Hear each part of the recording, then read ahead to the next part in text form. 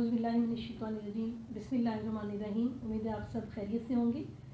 تو یہ وہ مہینہ ہے جس میں بڑے بڑے واقعات ہوئے، اور یہ کوئی ایسا مہینہ نہیں کہ جس کے بارے میں اسلام سے پہلے مشہور تھا کہ یہ کوئی بدشگونی اور یہ کوئی سخت مہینہ، ایسا کچھ بھی نہیں۔ اللہ تعالیٰ نے اس مہینے کو بڑے بڑے واقعات کے لیے چنا۔ یہی وہ مہینہ ہے جس میں غزوہ ابوا ہوئی 2 ہجری میں، یہی وہ مہینہ ہے جس میں فتح خیبر ہوئی، اور سفر کے مہینے میں ہی حضرت عمر فاروق رضی اللہ تعالیٰ عنہ کے دور میں پرشین امپائر کا جو ایک شہر تھا بدین، جس میں کسریٰ کا محل تھا، اس کی فتح ہوئی۔ اور پھر سفر کا ہی مہینہ ہے جس میں 13 سفر کو حضرت سکینہ، جو کہ بی بی سکینہ کے نام سے بھی مشہور ہے، بی بی سکینہ رضی اللہ عنہ، ان کی شہادت ہوئی، جو کہ حضرت امام حسین کی صاحبزادی تھی۔ اور پھر سفر کا ہی مہینہ ہے جس میں نبی پاک صلی اللہ علیہ وسلم علیل بھی ہوئے، اور سفر کا ہی مہینہ 28 سفر کو علیل ہوئے، اور 27 سفر کا ہی مہینہ ہے جس میں مکہ سے مدینہ نبی پاک صلی اللہ علیہ وسلم نے ہجرت کی، اور بہت بڑی کامیابیوں کے دروازے اللہ نے کھولے۔ یہ اس ہجرت کے بارے میں بھی قرآن پاک میں ذکر ہے۔ تو یہ ہجرت وقوع پذیر ہوئی، اور سفر کا مہینہ ہے جس میں حضرت امام حسن کی شہادت ہوئی، اور سفر کے مہینے کے بارے میں روایات ہیں جب حضرت علی کرم اللہ وجہہ کا اور حضرت فاطمہ رضی اللہ عنہا کا نکاح ہوا۔ تو یہ تو سفر کی کچھ اہم باتیں۔ تو اب ہم اپنی سورہ بقرہ کی ترجمہ اور تفسیر پر آتے ہیں۔ آج ہم پڑھیں گے آیت نمبر 211 کا ترجمہ اور اس کی تفسیر۔ بنی اسرائیل سے پوچھو تو کہ ہم نے انہیں کس قدر روشن نشانیاں عطا فرمائیں، اور جو شخص اللہ تعالیٰ کی نعمتوں کو اپنے پاس پہنچ جانے کے بعد بدل ڈالے، وہ جان لے کہ اللہ تعالیٰ بھی سخت سزا دینے والا ہے۔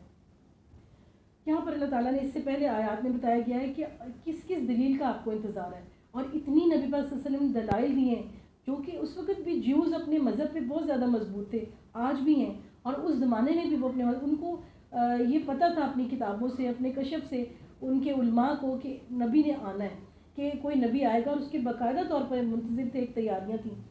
تو اس کے باوجود بھی جب کہ یہ باتیں ان سے ادھر پھیلتی تھیں، لیکن لوگ ایمان نہیں لاتے تھے۔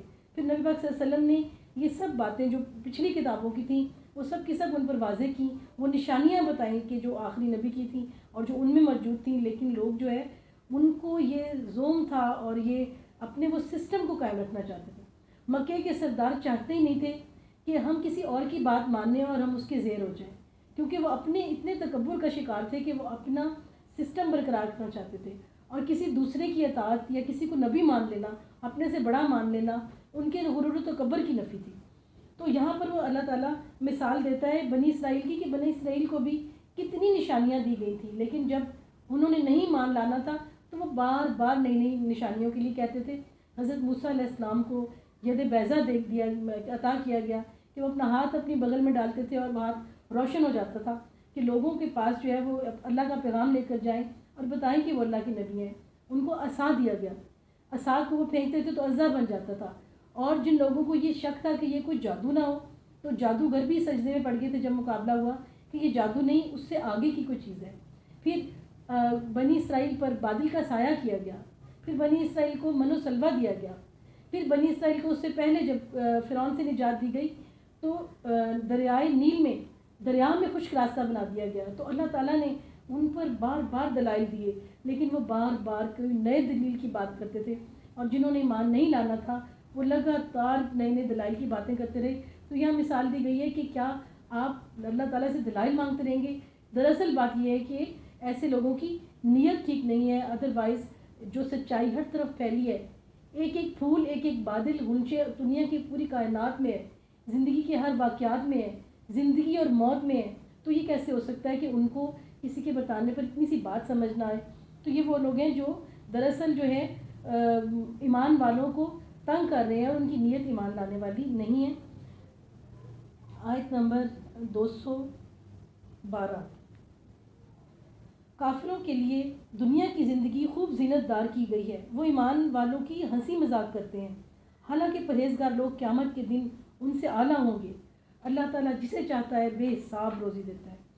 یہاں پر یہ ہے کہ وہی بات کہ جو کافروں کے لیے اپنی دنیا کی زندگی میں وہ ایک اٹریکشن ہے، وہ کئی چیزوں کو اپنی بڑائی کا ذریعہ سمجھتے ہیں، حالانکہ بڑائی تو ایسے نہیں ملتی۔ بڑا تو وہ ہے جو بے نیاز ہے، جس کو ضرورت ہی نہیں ہے، جس کو ضروریات زندگی تنگ نہیں کرتی، بڑا تو وہ ہے جس کو شان بے نیازی دی گئی ہے، جس کو اللہ تعالیٰ نے انعامات دیے ہیں. اور اللہ تعالیٰ یہاں پر بتا رہا ہے کہ لیکن یہ لوگ جو ہیں مادی چیزوں کو سمجھتے ہیں اور انہی چکروں میں انہی مسائل میں لگے رہتے ہیں اور خود اپنے آپ کو دھوکہ دیتے ہیں. انہیں پتہ بھی نہیں چلتا کس طرح سے انہوں نے اپنے لیے بجائے اجر کے ایک عذاب خرید لیا. اور یقیناً وہ اپنی موت پہ تو قادر نہیں ہے، نہ وہ دنیا میں آنے پہ قادر تھے نہ اپنی موت پر ہے، اور انہوں نے سب کچھ ہی چھوڑ کر چلے جانا ہے اور اپنے ساتھ برے لوگوں نے اپنی بدعمالیاں ساتھ لے جانی ہیں. اور اتنی سی بات وہ دنیا میں نہیں سوچتے کہ ہم نے تو یہاں رہ نہیں جانا، وہ اتنا مال اور اتنے برے اعمال اکٹھے کر رہے ہیں. تو ایمان لانے والوں کی وہ ہنسی اڑاتے تھے. آپ دیکھیں کہ بہت سارے لوگ ایمان لائے، ہر قسم کے لوگوں کا مذاق اڑایا گیا. حضرت جو ہے حضرت خباب جو ایمان لائے سخت ان پہ ظلم ہوئے. حضرت عمار جو حضرت یاسر اور حضرت سمیہ کے بیٹے تھے ان کو سخت تکلیفیں دی گئیں. حضرت عبداللہ بن مسعود جو ہیں وہ بڑے نازک سے تھے اور ان کو جو ہے چرواہا کہہ کر ان کے تانے دیتے تھے. جب بھی کہیں گزرتے ان کو دیکھ لیتے تھے تو ان کو چرواہا کہہ کر تانے دیتے تھے. تو اور ان کو کئی دفعہ تو ایسا ہوا کہ زود و کوب بھی کر دیا ان کو. تو یہاں پر پھر اللہ تعالیٰ بتا رہا ہے کہ پرہیزگار لوگ قیامت کے دن ان سے کہیں اعلیٰ مقام پر ہوں گے اور انہیں اپنا مقام اور اپنا تکبر کا انجام سب کا سب نظر آ جائے گا. اور اللہ تعالیٰ دنیا میں بھی جسے چاہتا ہے بے شمار رزق دیتا ہے. حضرت خباب جو غلام تھے اللہ تعالیٰ نے انہیں بے شمار مال و دولت سے نواز دیا. حضرت بلال حبشی جو غلام تھے اللہ تعالیٰ نے انہیں بے شمار عزت اور بے شمار مرتبے سے نواز دیا. تو اللہ جسے چاہتا ہے بے حساب عزت، بے حساب روزی، بے حساب کامیابیاں دیتا ہے.